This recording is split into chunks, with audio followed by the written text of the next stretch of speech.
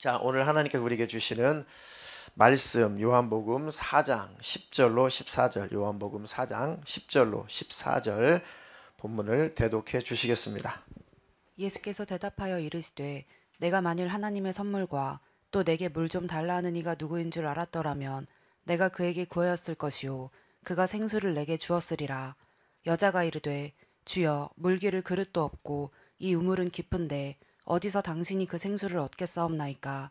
우리 조상 야곱이 이 우물을 우리에게 주셨고 또 여기서 자기와 자기 아들들과 짐승이 다 마셨는데 당신이 야곱보다 더 크니이까. 예수께서 대답하여 이르시되 이 물을 마시는 자마다 다시 목마르려니와 내가 주는 물을 마시는 자는 영원히 목마르지 아니하리니 내가 주는 물은 그 속에서 영생하도록 솟아나는 샘물이 되리라. 아멘. 아멘. 자, 오늘 설교 제목 두 번 같이 읽겠습니다. 시작. 마음의 허기와 갈증을 해소하려면, 마음의 허기와 갈증을 해소하려면.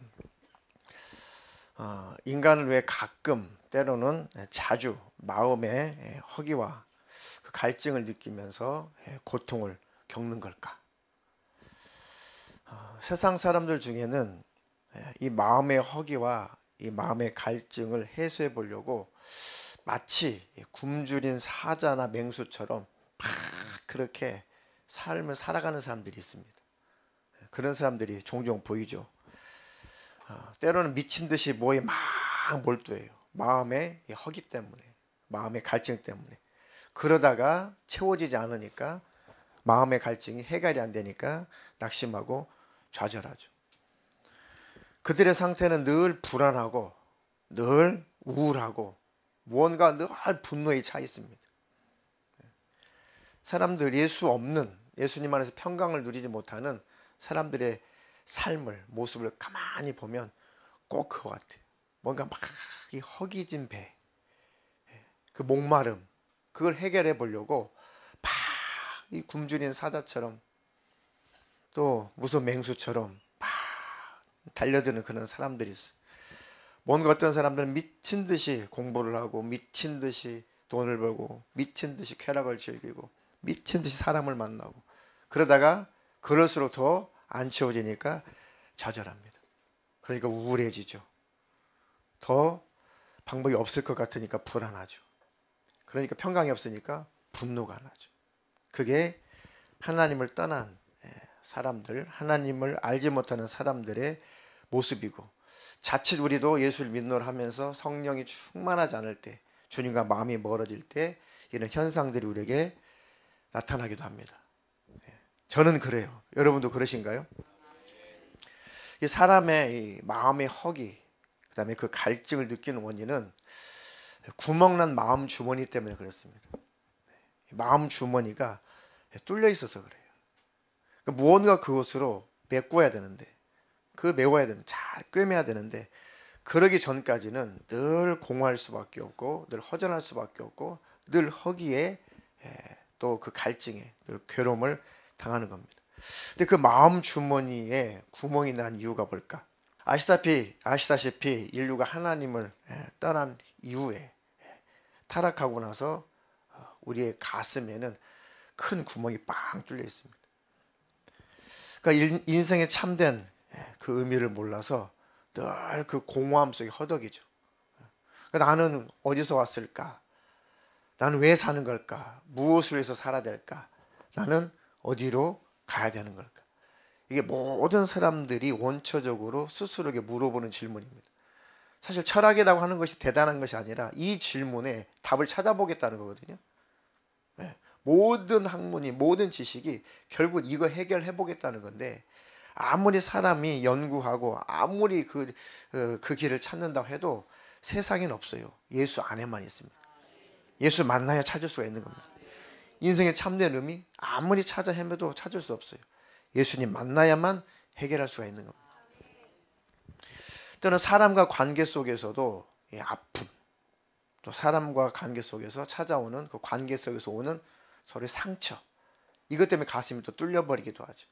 일단 하나님을 떠나 있으니 가슴이 뚫려 있는 거 있고, 거기에다가 타락한 인생들이 서로 부딪히며 살다 보니까 서로 아픔을 주고 상처를 주고 서로 욕심을 부리고 그렇게 살다 보니까 그 속에서 그 활동 속에서 더 구멍이 또 뚫리는 겁니다.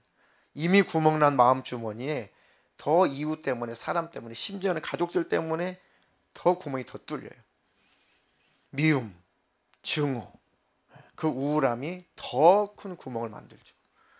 하나님 떠나서 그렇지 않아도 구멍이 뚫려 있는데 심지어는 가족과의 관계 속에서 이웃과의 관계 속에서 오히려 미움과 또 증오, 또 시기, 질투, 욕심, 탐심 그런 것들 때문에 더 큰 구멍이 뚫어지고 맙니다.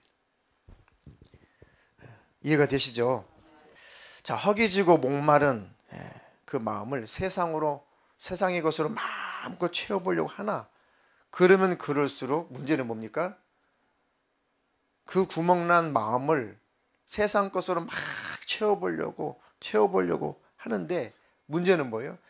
그 세상 것을 담으면 담을수록 그것을 채우려고 하면 할수록 마음에는 더 큰 구멍이 뚫려버리는 게 문제란 말이죠. 그것을 해결하시려고 예수님이 오신 거죠. 그러니까 그 절망감을 못 이기니까 자살로 생을 마감하는 사람들도 종종 있습니다. 너무 슬프게도 전 세계에서 자살률 1위 국가가 대한민국입니다. 너무 슬프게도 전 세계에서 저출산율 제일 아기 많이 안 낳는 나라가 우리나라입니다. 2025년도 이제 2년 남았죠. 2년 후면은 65세 이상의 어르신들이 전 인구의 20%를 차지해요. 1,000만 명이 넘는다는 얘기죠. 우리나라도 일본처럼 초고령화 시대에 들어왔는데 2년 있으면 이제 본격적으로 수치적으로 이제 본격적으로 확인이 된단 말이죠. 많은 일본의 어르신들이 고독사를 많이 하죠. 그것을 그대로 대한민국이 그 전체를 밟고 있습니다. 참 그러기 전에 예수님을 만나야 될 텐데 근데 그 예수님은 또 받아들이지 않고 참 안타까운 현실이죠. 하나님을 떠난 모든 인생의 마음의 상태가 또 우리가 성령으로 예수 믿는 우리마저도 성령으로 충만하지 않을 때 상태가 이와 같습니다. 베드로후서 2장 17절로 18절. 이들은 물 없는 샘이요 폭풍에 밀려가는 안개입니다. 그들에게는 칠흑 같은 어둠만이 예비되어 있습니다. 이들은 헛된 자랑의 말을 해 미혹 가운데 행하는 사람들에게서 겨우 빠져나온 사람들을 육체의 정욕 곧 음란으로 유혹합니다. 네, 이들은 물 없는 샘이요 밀려가는 폭풍에 광풍에 밀려가는 안개와 같다. 물 없는 샘 얼마나 삭막해 인생이. 폭풍에 큰 바람 밀려가는 안개 얼마나 그 인생에 가치가 없습니다. 그들에게는 칠흑 같은 캄캄한 어둠만이 예비되어 있대요. 얼마나 절망스러워. 그 영혼이 들어갈 곳은 캄캄한 칠흑같이 어두운 그 지옥의 불구덩이라는 것이죠. 참 안타깝죠. 그들은 헛된 자랑의 말을 해서 미혹 가운데 행하는 사람들에게서 겨우 빠져나온 사람들, 미혹하는 사람들이 있는데 그 미혹받지 않으려고 겨우 빠져나온 사람들을 같이 망하자고 육체의 정욕 곧 음란으로 유혹을 한대. 세상은 점점점 그렇게 성적으로 문란해져 가고 타락해 가고 그렇게 세상은 종말 향해서 치달아가고 있습니다. 이미 예수님께서 마지막 때는 소돔과 고모라 때와 같다. 노아의 홍수 때와 같다. 하신 말씀처럼 여러 가지 마지막 때의 현상들이 있지만 성적인 타락은 그 중에 독특하게 두드러진 특징 중에 하나입니다. 자, 로마서 1장 28절부터 31절도 적나라하게 하나님께서 우리 자신들을 내면 세계를 고발하시죠. 그리고 하나님을 떠난 사람들의 마음을 적나라하게 폭로하십니다. 로마서 1장 28절로 31절. 또한 그들이 마음에 하나님 두기를 싫어하매 하나님께서 그들을 그 상실한 마음대로 내버려 두사 합당하지 못한 일을 하게 하셨으니 곧 모든 불의, 추악, 탐욕, 악의가 가득한 자요, 시기, 살인, 분쟁, 사기, 악독이 가득한 자요, 수군수군하는 자요, 비방하는 자요, 하나님께서 미워하시는 자요, 능욕하는 자요, 교만한 자요, 자랑하는 자요, 악을 도모하는 자요, 부모를 거역하는 자요, 우매한 자요, 배악하는 자요, 무정한 자요, 무자비한 자라. 아멘. 이렇게 성경을 통해서 하나님께서 우리의 모습을 이렇게 폭로하시는 것은 우리를 구원하시려고 하는 겁니다. 하나님의 말씀은 사랑이에요.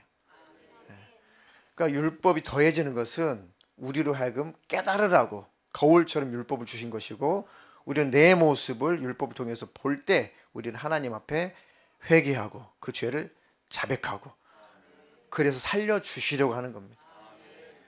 그러니까 이런 구절들은 더 적나라하게 우리를 더 하나님 드러내시고 더 폭로하셔야 돼요. 그래야지만이 영적인 눈이 가리워져서 내 모습이 안 보이는 내가 말씀의 빛으로라도 봐야죠. 아멘. 그래서 하나님 우리를 건져내 주시려고, 이 죄의 문제를 다 해결해 주시려고, 그 불행한 인생 속에서 우리를 건져내 주시려고 우리에게 적나라하게 말씀하시고 우리 내면의 세계를 막 드러내시고 폭로하는 겁니다. 이 종기가 나서 막 골맞죠. 그게 약을 발라도, 항생제를 먹어서도 안 되면 어떻게 해야 돼요? 도려내야 돼요. 수술해야 됩니다. 저기는 큰 흉터가 있습니다. 옆구리 왼쪽에. 꼬마 때 큰 애기 주먹만한 이 종기가 나가지고 얼마나 힘들고 열이 나고 손만 대도 아프고 막 이 정도면 그 부위가 이렇게 넓죠. 근데 시골에서 민간요법이 뭐 있습니까? 이미 골마가지고 끝에가 노래요. 지금이야 병원 발로 가죠. 항생제 먹고. 근데 뭐 있어요? 마이신가루 하나 제대로 없을 텐데. 그러니까 내 아버지가 좀 우악스러우시잖아요. 군인 출신이니까. 어이, 성우 잡아! 뭔 소리지? 그랬더니 식구들이 다 달려들어가고 저를 다 잡는 거예요. 가지고 여기 메리아스를 확 벗기시고, 여기를 그 누런 걸레 있죠. 시골에 누런 걸레를 여기다 딱 대고 아버지가 확 짠. 아픈 것도 아픈 거죠. 놀래가지고 얼마나 울었지. 와! 다시 봤더니 걸레에 그냥 고름이 한 바가지 나온 것 같아. 덧나지 말라고. 어떻게 해요? 병원 가요? 병원이 어디 있어요? 밀가루 반죽해가지고 사카린 있죠. 사카린.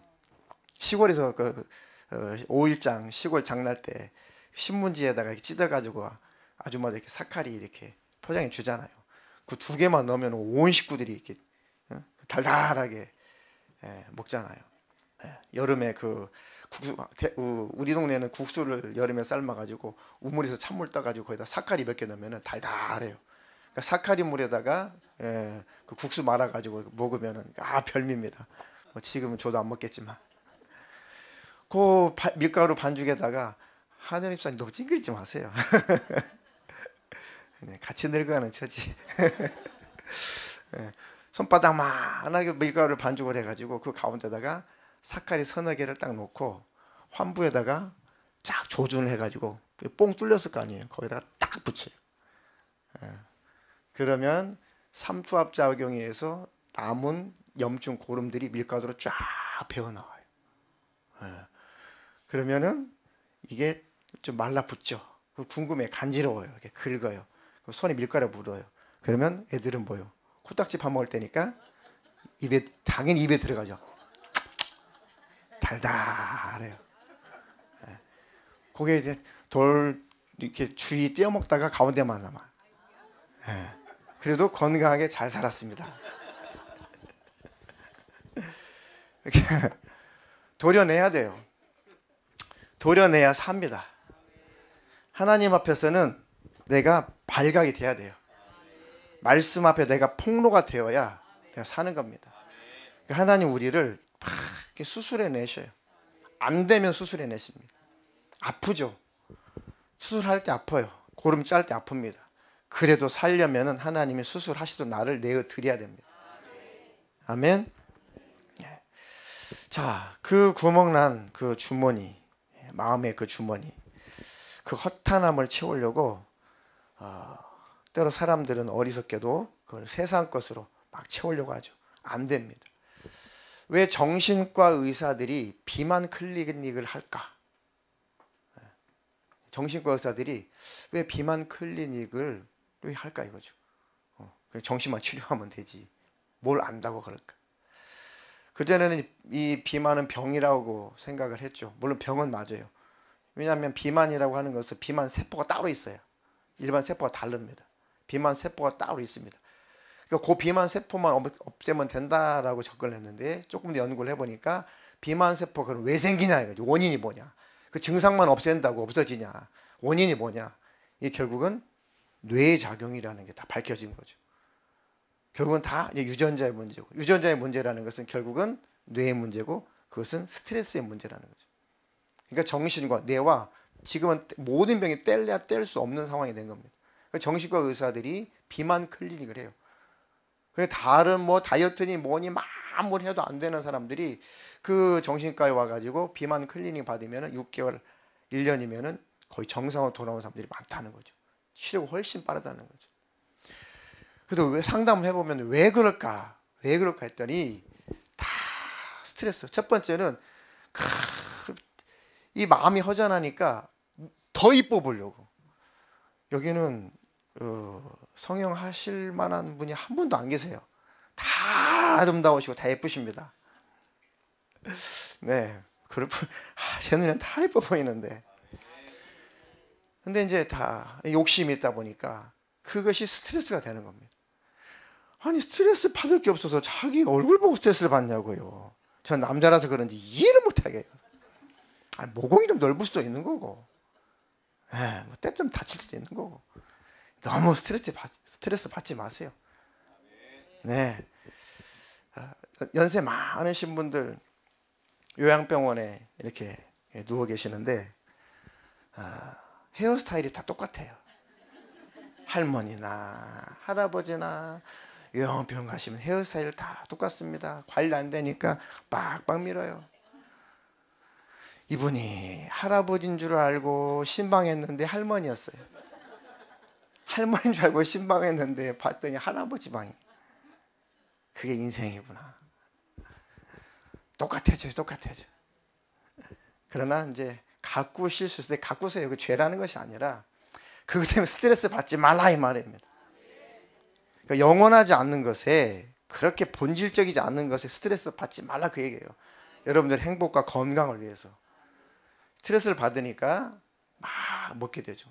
물론 사람 때문에 스트레스를 받고, 돈 때문에 스트레스를 받고, 자식 때문에, 부모 때문에 뭐 스트레스를 받는 환경들은 뭐 널려 있죠.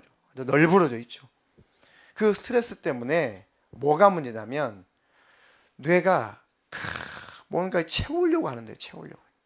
근데 먹어도 돌아서면 또 배고프대요. 이거를 가짜 허기라고 한대요. 가짜 허기. 삼시세끼 잘 드시고, 우리나라 사람들은 두 끼만 드셔도 사실은 건강상에 아무 문제 없대요. 그런데 간식 먹고 또 먹고 또 먹고 야식 먹고도 이게 안 되는 거예요. 그것을 정신과에서는 가짜 허기래. 가짜 허기. 뇌가 착각하고 있는 거예요. 배고픔이라는 것은 우리가 배에서 느끼는 거죠. 근데 사실 뇌가 느끼는 거래요. 그러니까 뇌가 배고프다고 착각을 해서 자꾸 먹으니까 결국은 또 그 스트레스 때문에 살이 찌고, 살찌니까 스트레스를 또 받으니까 또 먹고, 이게 무한 반복이랍니다. 그것이 바로 이제 식이장애까지 연결이 되죠. 식이장애. 그러니까 이 의사들이 이 식욕을 억제하는 식욕 억제제를 처방해 주면 안 되는데 그냥 급한 불을 끈다고 처방을 해준대요. 또 돈도 되고 하니까. 근데 그게 너무 잘 들어요, 몸에. 근데 문제는 뭐예요? 요요 형상 때문에 더 많이 먹는다는 게 문제죠. 근데 그 약은 중독성이 있어요. 너무 잘 들으니까 그 약에 의존하게 되면 우울증, 공황장애, 그 다음에 당연히 더 큰 식이장애가 와요. 그러니까 식욕 억제제를 자꾸 먹고 중독이 되다 보면은 공황장애, 우울증, 강박증 다 와요. 정신질환 다 옵니다. 뇌를 손상시키는 거죠. 그런 줄 알면서도 너무 환자가 원하니까 처방해주다가 이제 알아서 그 환자가 중독이 돼버리는 그런 상태가 된다는 거죠. 심령의 평강은 모든 비만도 해결을 합니다. 아멘. 그 거짓된 허기, 그 거짓된 배고픔에 속지 않기를 주님의 이름으로 축원합니다. 그 거짓된 허기를 다 제거하시는 분은 예수님밖에 없다. 자, 솔로몬도 얼마나 하나님으로부터 복을 많이 받았습니까? 솔로몬이 그렇죠? 그런데 교만 떨다가 욕심 부리다가 수많은 우상 숭배하는 나라를 만들어 놓고 나라를 완전히 영적으로 망쳐놨죠. 그리고 하나님 멀리 떠났습니다. 그때 아무리 모든 것을 다 소유했고 엄청난 지혜를 받아 지혜 은사를 받아 가지고 모든 것을 논할 수 있는 그 학식과 지혜가 가득했습니다. 솔로몬처럼 그때 당대에 어느 왕보다도 솔로몬처럼 많이 누려본 왕은 없습니다. 권세도 물질도. 솔로몬의 궁녀 말고 솔로몬의 왕비가 몇 명이에요? 솔로몬의 왕비가 700명, 그 첩이 300명, 1000명이에요. 1000명. 좀 뭐 연구 좀 해봐야 돼요. 그게 행복일까? 전 하나로 만족한데 1000명이나 데리고 사냐고. 어쨌든 하여튼 자기가 이 세상 누려볼 거 다 누려봤어. 근데 하나님을 떠나고 나서는 그게 다 헛되구나. 그냥 그것이 더 내 가슴을 뚫려버리게 만드는 거구나. 그래서 그가 쓴 글이 전도서잖아요. 1장부터 첫 절부터 참 비참하죠. 전도서 1장 2절로 8절입니다. 전도자가 이르되 헛되고 헛되며 헛되고 헛되니 모든 것이 헛되도다. 해 아래에서 수고하는 모든 수고가 사람에게 무엇이 유익한가. 한 세대는 가고 한 세대는 오되 땅은 영원히 있도다. 해는 뜨고 해는 지되 그 떴던 곳으로 빨리 돌아가고 바람은 남으로 불다가 북으로 돌아가며 이리 돌며 저리 돌아 바람은 그 불던 곳으로 돌아가고 모든 강물은 다 바다로 흐르되 바다를 채우지 못하며 강물은 어느 곳으로 흐르든지 그리로 연하여 흐르느니라. 모든 만물이 피곤하다는 것을 사람이 말로 다 말할 수는 없나니 눈은 보아도 족함이 없고 귀는 들어도 가득 차지 아니하도다. 아멘. 저는 맨 마지막 절이 결론인 것 같아요. 모든 만물이 피곤하다는 것을 사람이 말로 다 말할 수 없다. 그러니까 자기 마음이 너무 구멍 뚫려 허기지고 너무 갈증이 나니까 힘든 거죠. 인생에 그냥 그 많은 것을 소유하고도 인생이 피곤한 거예요. 그런데 자기 피곤한 눈으로 만물을 바라보니까 모든 만물이 다 피곤하게 보이는 거예요. 모든 만물이 다 허무하게 보이는 거죠. 말로 다 할 수 없다. 자기 마음이 그런 거예요. 눈은 보아도 족함이 없고 귀는 들어도 가득 차지 않는다. 그 많은 것을 누리고도 이런 고백을 했다니 참 서글픈 일이죠. 그러니까 솔로몬이 다 겪어보니까 그것으로 안 되는구나. 세상 것으로 안 되는구나. 하나님으로만 채워지는구나. 그 하나님과 더 친밀하게 지내십시오. 마음의 갈증, 그 허기 오직 예수로만, 우리 하나님으로만 메워지고 해결될 수가 있습니다. 본문이 그것을 말씀하고 있는 겁니다. 본문 설명하면 설교 시간이 다 마감이 될 것 같아요. 본문 한번 띄워주세요. 자, 본문의 사건은 잘 아시는 대로 한 여인이 있습니다.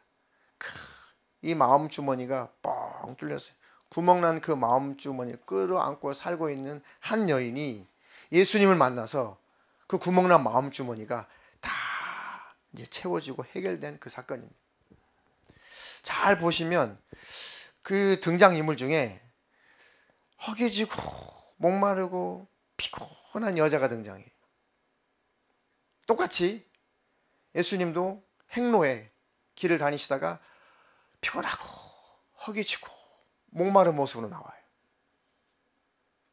이해되시죠? 한 여인이 있는데 피곤해. 너무 허기져. 너무 목말라. 6시면 우리나라 시간 환산하면 12시 정오예요.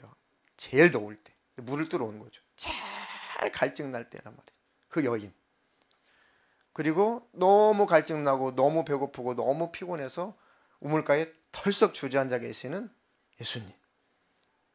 상황은 똑같은데 사뭇 또 대조적이죠. 예수님의 굶주림과 예수님의 갈증은 영적으로 달라요. 자, 예수님이 이제 갈릴리 지금 북쪽 이스라엘 지역으로 이제 가시려고 하시는데 사마리아라고 하는 사마리아는 이제 북쪽 이스라엘이죠. 사마리아라는 그 지역을 통과를 할 수밖에 없는데 그 사마리아 지역에 수가라고 라고 하는 동네가 있습니다. 보통 수가성이라고 하죠. 그곳에 갔는데 이제 너무 이제 굶주리시고 너무 허기지시고 너무 목마르시고 너무 행로에 이제 피곤하시니까 마침 구약 때 하나님께서 야곱에게 주셨던 그 우물이 있단 말이에요. 야곱의 우물.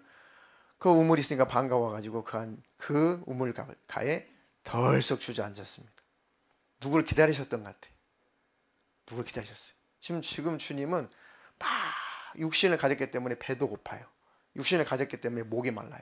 제자들한테 심부름 시켰죠. 야, 너희들 동네 가서 좀 빵 좀 사와. 먹을 것이 좀 사와. 예수 혼자 계시고 제자들은 지금 아이고 배고파 죽겠네 하면서 이제 동네방네 다 흩어져 가지고 빵 사러 갔어요.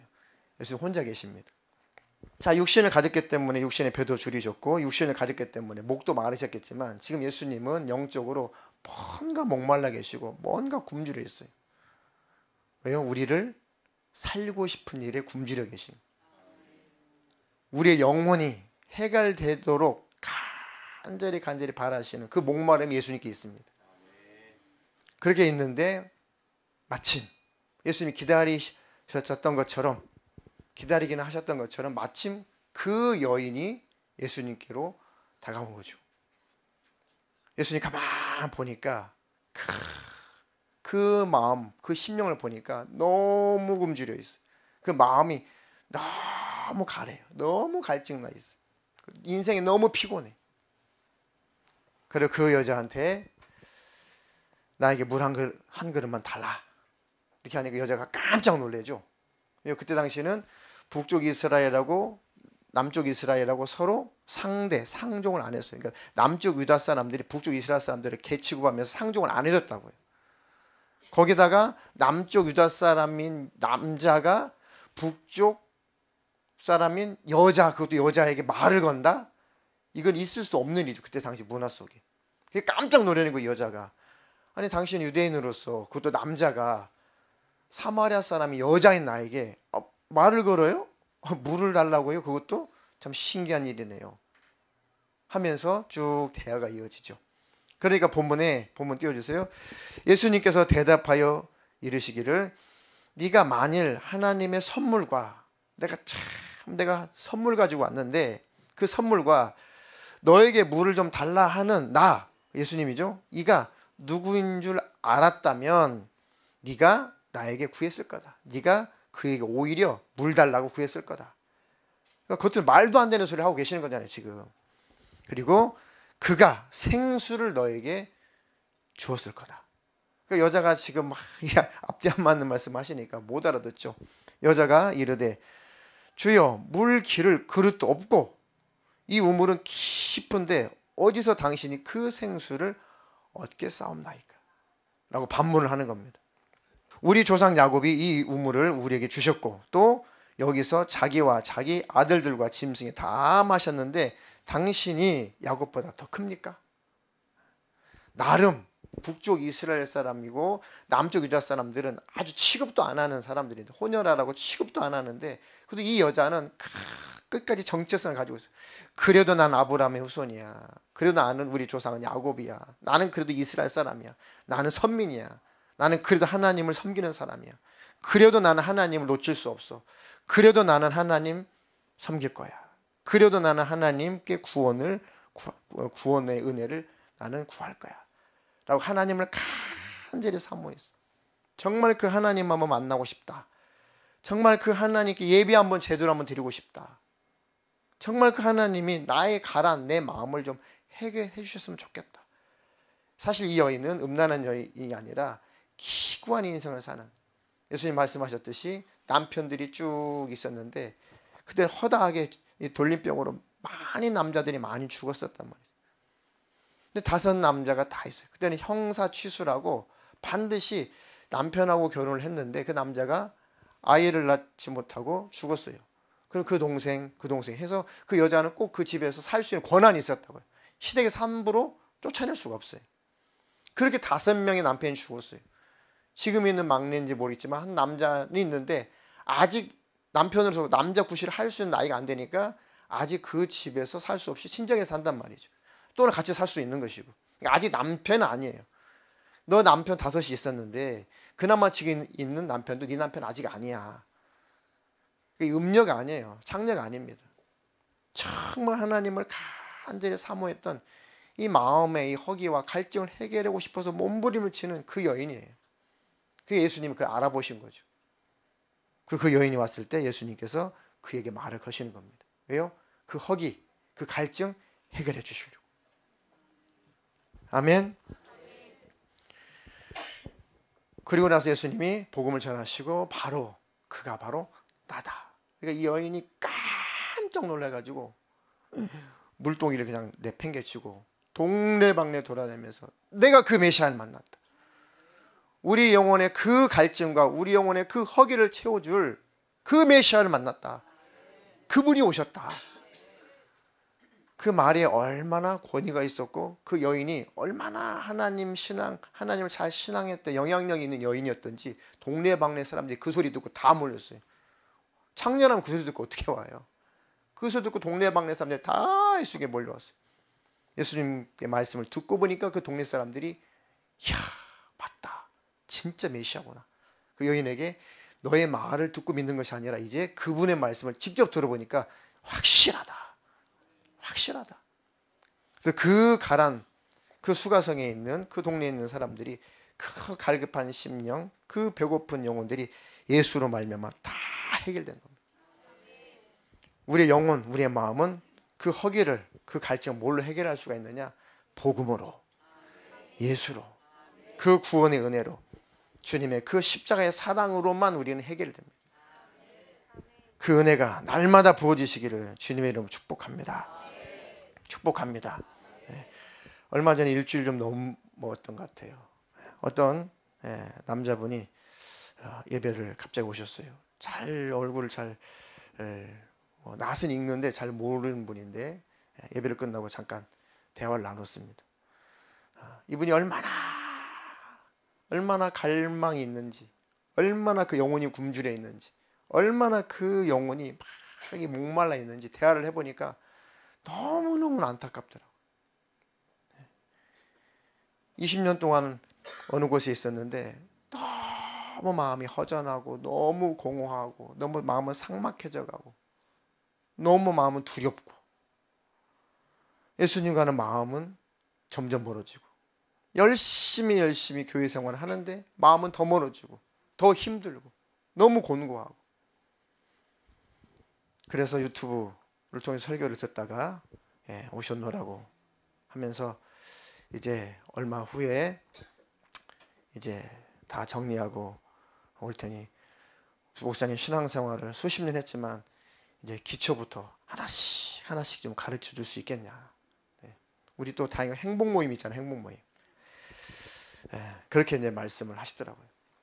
그러니까 우리의 심령은 어떤 정죄적인 율법이 아니라 십자가의 은혜가 우리를 해결해 주는 거예요. 하나님의 사랑이 우리의 굶주림을 해결해 주는 겁니다. 우리 그 갈증을 그 십자가의 사랑이 해결해 주는 겁니다.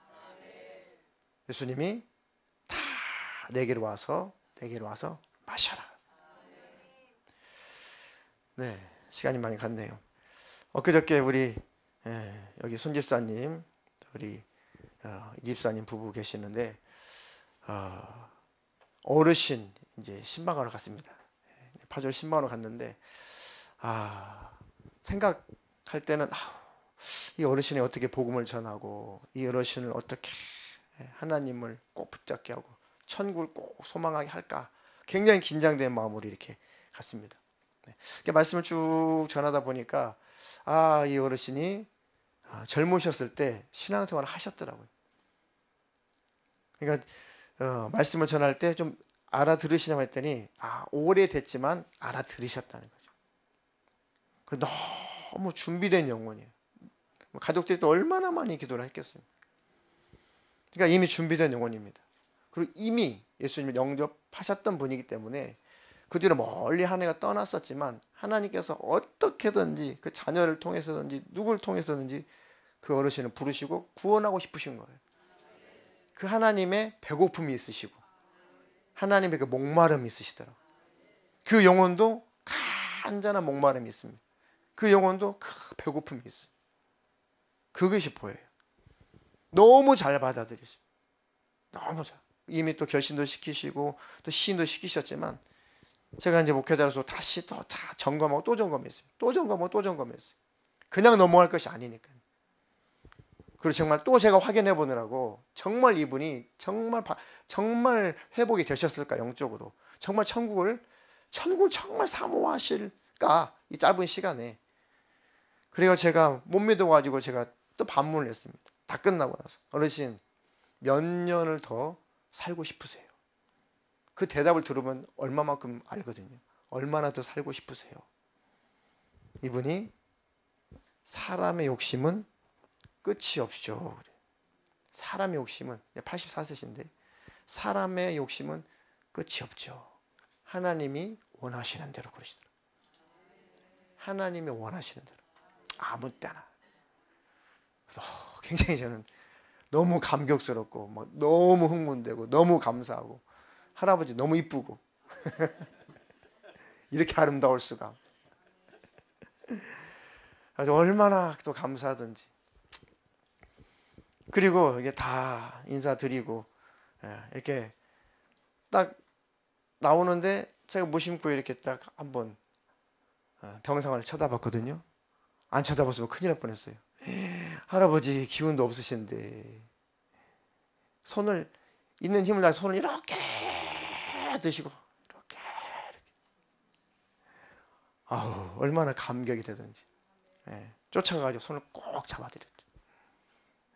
옆에 안 사람이 아버님 천국에서 꼭 만날 거예요. 꼭 만나요. 얼굴이 환해지시더라고요. 아 저렇게 환자의 모습이 저렇게 환할 수 있고 저렇게 아름다울 수가 있을까. 그러니까 그 영혼이 너무 배고팠던 거죠. 그 영혼이 너무 갈증이 났던 겁니다. 근데 하나님이 그걸 아시고 자녀들을 통해서 이렇게 하나님이 또 건져내시는 겁니다. 물론 천국에 이를 때까지 마귀라 너무 가만히 있겠습니까? 또 많은 전쟁이 있을 거고 많은 방해가 있을 거고 할 거예요. 하지만 그 중심을 보니까 넉넉하게 있을 것 같습니다. 합심기도 해주신 분들 감사합니다. 계속 합심기도 해주시기를 부탁을 드리겠습니다. 그리고 또 가서 간병하시고 계속 기도해주고 계시는 또 손집사님 내외를 위해서도 중보기도 해주시길 바라겠습니다. 그런 우리는 알지 못하지만 우리 가족, 친족, 내 이웃, 친구들 중에 사실은 겉으로는 표현하지 않지만 그 영적인 허기와 영적인 갈증을 느끼는 사람들이 사실은 의외로 많을 거예요. 많습니다. 전혀 복음을 받아들일 것 같지 않은 대화를 해보면 이미 준비된 영혼들이 많아요. 우리가 11월 마지막 주에 그분들을 초대해서 저 기다림이라는 주제를 가지고 하나님의 기다림이죠. 그 주제를 가지고 우리가 전도주의를 하려고 해요. 마지막 주일날. 뭐 절대 뭐 몇 명 왔냐, 뭐 써내라 막 그렇지 않습니다. 정말 순수한 마음으로 하나님의 열심으로 기도하시고 하나님의 열심으로 그들을 초대해서 정말 하나님의 애절하게 기다리시는 하나님의 그 타는 그 목마름을 해결해드리고 그 영혼의 타는 목마름을 해결해드리고 그게 바로 전도주일이죠. 숫자 자랑하는 것이 전도주일이 아니라 그들이 하나님 만나게 해주는 것 이게 바로 전도입니다. 그렇게 전 교인들이 힘써 주시기를 주님의 이름으로 부탁을 드립니다.